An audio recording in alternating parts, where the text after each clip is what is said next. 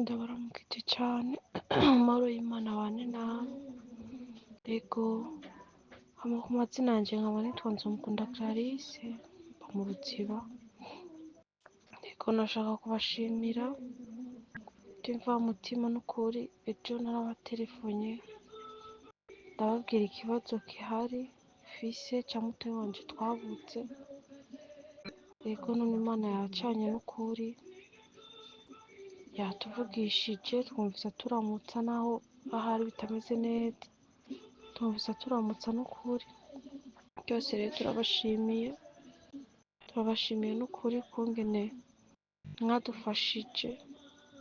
Imana ibahe umugisha, ibahezagire cane, n'abandi atari twebwe kweri babituye muze mubafashe. Ego murakoze cane. Ego ariko haracari ikindi kibazo gihari, naco nyene ndizeye mutegerezwa kudufasha. Ego murakoze pe. Hama nabarungikiye n'ama audio twagiye turavuganaho vy'ibibazo afise, navyo nyene ngira ngo bidufashamwo. Murakoze.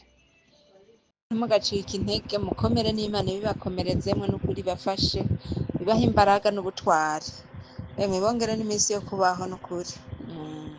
Igikorwa ukora n'ukuri warahezagiwe, ahubwo uzamuhezagirwe kandi n'ukuri ntaco umuntu yorenza kuretse kugushimira gusa. Ego ku bantu mudakurikira mwari mwumvise ejo tubahaye inkuru tubabwira mu kiganiro turondeza uwitwa Nahayo Zawadi, yari yarungitswe n'iki kigo mubona citwa OTA. Nyuma y'igihe kinini abiwabo batamwumva, vyabaye ngombwa yuko nyene tubikora uko twama tubikora, ariko Imana ishimwe kubera ko ejo nyene shera arabonetse. Naho mwumvise abiwabo bashima rero. Reka nshindiriza ko audio yavuganye ko nabi wabo ababwira ko ayaboneye muri Saudiya atarayo kubara, mbere yisabira gutaha.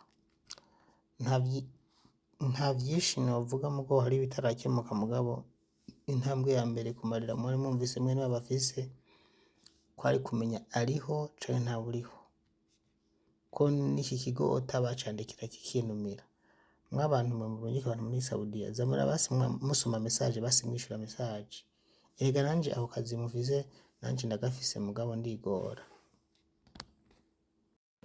Clarisse bite urakomeye, umeze neza? Nanje ndaho ndashima. Ndi Zawadi.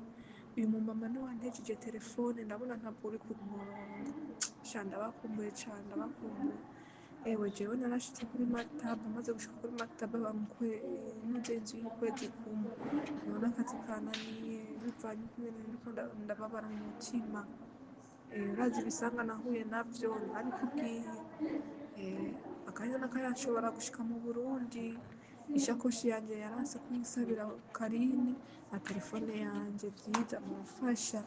Vyiza mwofasha mukarondera Karine akansabira telefone yanje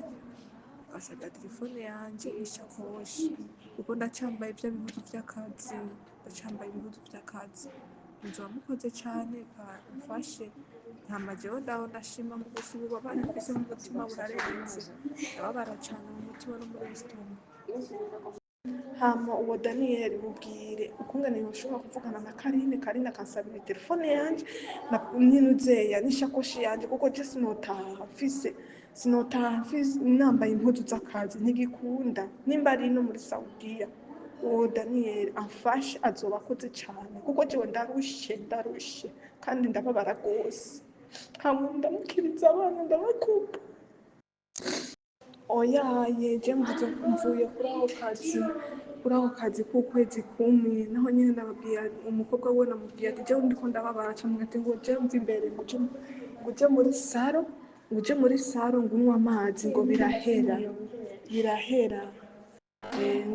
Uje muri saro ngo unywe amazi ngo birahera. Rero jewe sinzi. je nagarutse kuri ofisi Karine yaranse kunsabira telefone yanje n'ishakoshi yaranse kubinsabira yambwiye ngo ningende nkora ku kazi k'ukwezi kumwe ngo impuzu ngo nzogura izindi ngo telefone ngo nzogura ngo iyindi rero ikintu ndabasavye ko mwumvugira kuri iyo ofisi igatelefona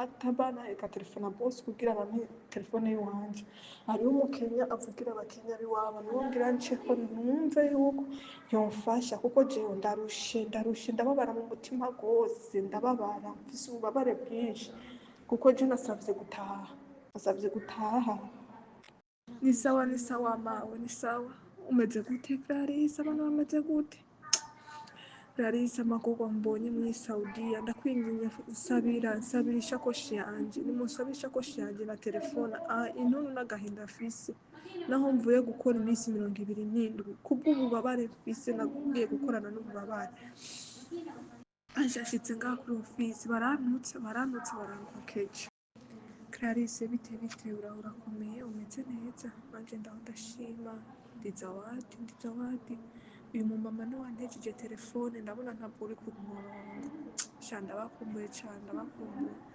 ewe jewe narashitse kuri maktaba maze gushika kuri maktaba nuze inzu y'ukwezi kumwe none akazi kananiye bivanye n'ukuntu ndiko ndababara mu mutima urazi ibisanga nahuye navyo nabikubwiye akanya n'akayashobora gushika mu Burundi ishakoshi yanje yaranse kuyinsabira Karine na telefone yanje vyiza mumfasha mukarondera Karine akansabira telefone